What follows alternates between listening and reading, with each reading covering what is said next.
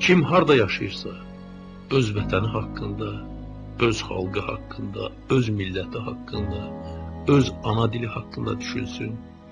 Biz hamımız bir yerdə Azərbaycan xalqının gələcək nəsilləri qarşısında böyük məsuliyyət daşıyırıq.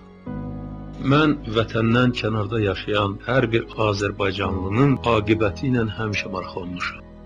Arzu edərdim ki, kürre ərzin hər bir güşəsində yaşayan Azərbaycanlı öz xalqına, öz vətəninə münasibətini bildirsin.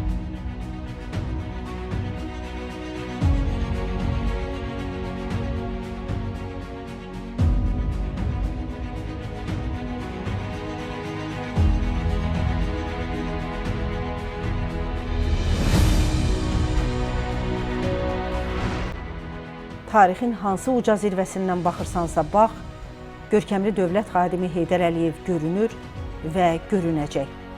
Çünki böyük adamlar həmişə uca məqamdadır və hər zaman diridir. Böyük adamların ölüm günü olur. Mən həmişə fəxr etmişəm. Bu gün də fəxr edirəm ki, mən Azərbaycanlıyam.